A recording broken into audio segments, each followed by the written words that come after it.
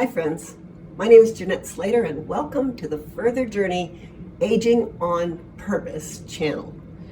I just got back from a great trip to Italy and it got me thinking about travel and how that shifts and changes in second half of life. The who, the what, the when, the where, and the why. And I think we need to talk about that. At the end, I'll share one really important factor that you need to think about in second half of life when you're planning your travels. So stay tuned and let's go for it. Let's start the first one by talking about who and where you travel.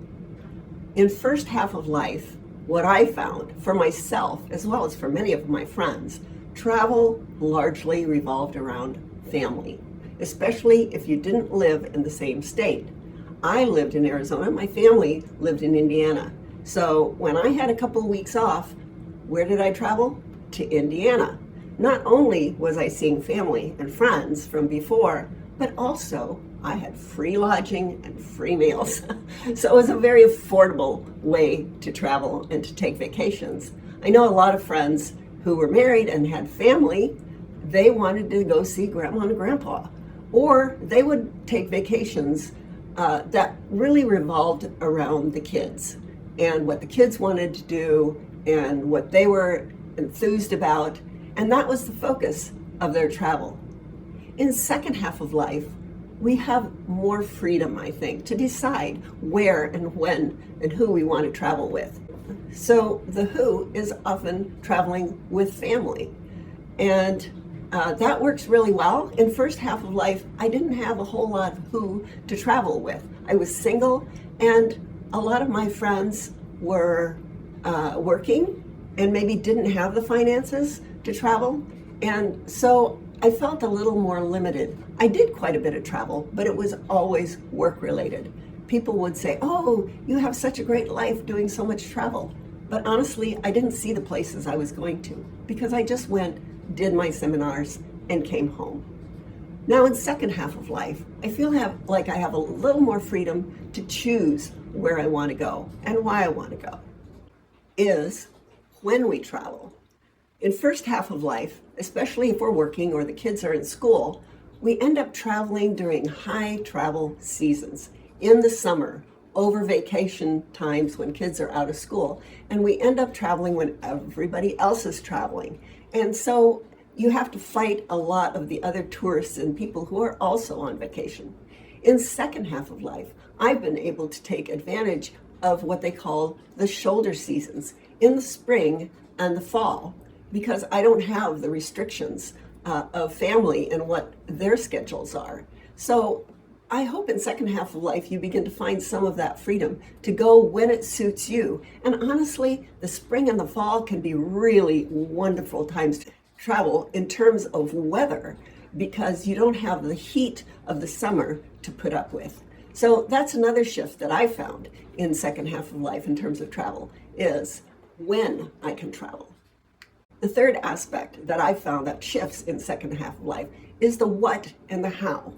So what I'm talking about here is what you do when you're on vacation. I think in first half of life, my experience and what I've seen is that vacation is all about action. Finding a place where the action is, where there's nightlife, or to the beach where you can go swimming, or the lake where you can go skiing. Especially if you have kids, you have to tailor your vacations so that there's lots of actions for the kids to be involved in. When my brother graduated from high school, he went to Europe and got a Euro pass. So it was non-stop travel. If I did plan a vacation, I would cram as much as I could into every single day. Get up early, take the first tour you can find that's going early in the morning so that you can take another one later in the morning, and then go someplace in the afternoon, and maybe after supper, go out partying. So it was just a lot of action. In second half of life, things slow down a little bit. At least that's been my experience. I no longer want to see everything and do everything. Instead, I want a leisurely morning to get up, have breakfast, coffee, and then plan something for the day. but it might be one or two things to take in, and that's enough. And then enjoy a leisurely supper. Good enough for the day. So it's not nonstop. And even how you travel. I mentioned Eurails, where you're just hopping from train to train. In the second half of life, I don't want the stress of trying to figure out how to get someplace as fast as I can and just barely making it. When my friend and I were in Italy, we needed to travel from Sorrento in southern Italy, and we needed to travel up to Rome to catch our flight. Now, our flights were in the afternoon, so conceivably, we could have gotten up really early, taken the early train to Naples, and the first train we could catch to Rome so that we could catch our flights. But we decided we would just take and enjoy the day. We got up. We didn't check out any earlier than we had to from the hotel at 11 o'clock. We went and found a train that would take us to Naples. We had lunch. Then we found a train that would take us up to Rome. And we still had time to get to our lodging when it was daylight. And then in the evening, we found a lovely local restaurant that was very authentic, enjoyed supper, and a lovely walk home. And that was good enough for the day, just enjoying the journey. A fourth way that I found travel in second half of life to be different than first half of life is why we travel. I did a lot of travel in first half of life because of my job and also because of family. And those were the two primary reasons that I traveled. But now in second half of life, I have the luxury to say, why do I want to travel? Because I enjoy experiencing new things. So I choose places that I've never been before and really enjoy just soaking up what I can learn in those new places. So that's been a huge shift for me as to why I travel in second half of life. Before I get to the fifth way that travel changes in second half of life, I want to talk about something you've probably heard: the go-go years, the go-slow years, and the no-go years. That's something to pay attention to as we age on purpose. So the go-go years are usually shortly after retirement, where you still have a lot of energy, you have some disposable income, and you can choose where you want to go, and you plan trips, maybe one after another. I have some friends who are gone all the time. It just seems like they get back from one trip and a month later they're off on the next trip. They're definitely in their go-go years. Now, the go-slow years doesn't mean you don't travel, but you take it a little more leisurely. Or maybe you travel with a tour group, so you're going at their speed instead of feeling the urgency to always take in the next thing. Now, one thing to consider is that you and your friends or you and your spouse may encounter these two go years and the go slow years at different times. And so you have to respect each other's energy. I'm still in the go years. Last spring, I went with friends down to Peru because I still had the energy to hike mountains. And I'm glad I went. My husband elected to stay home and was less wanting to do all that activity, and that was okay.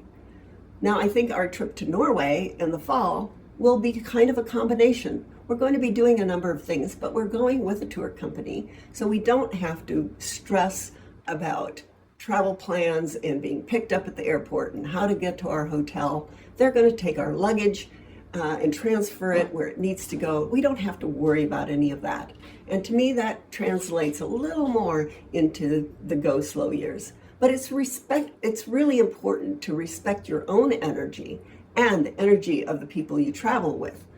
This is one of the reasons we like to travel with friends, because then if one of us wants to just sit in a garden and journal or sit at a cafe and drink coffee and enjoy the sights from there, the other person has the freedom maybe to go with one of the people we're traveling with and see some of the sights. And in that way, we can respect each other's energy. Finally, the fifth way that I see a huge change in traveling in second half of life versus first half of life is something we really have to take notice of, and that is recovery time.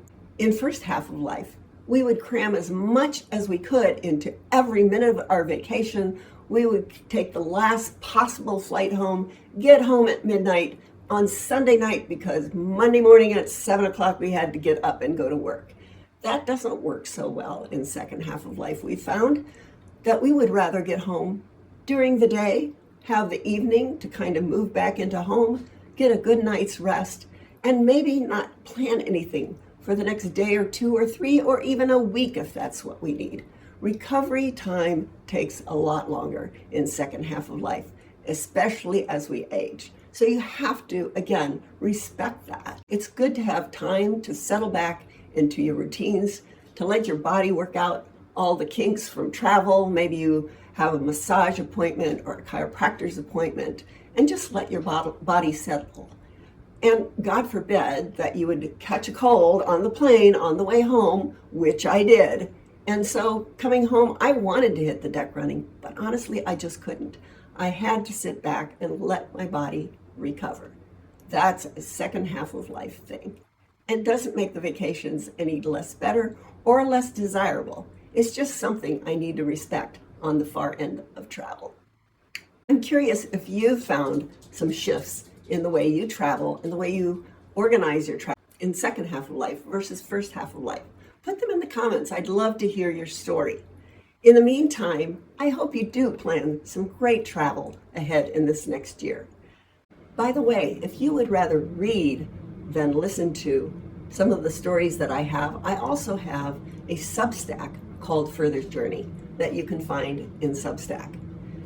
So let's travel on together and see what our life has to offer us. And I'll see you on the other side of your next adventure.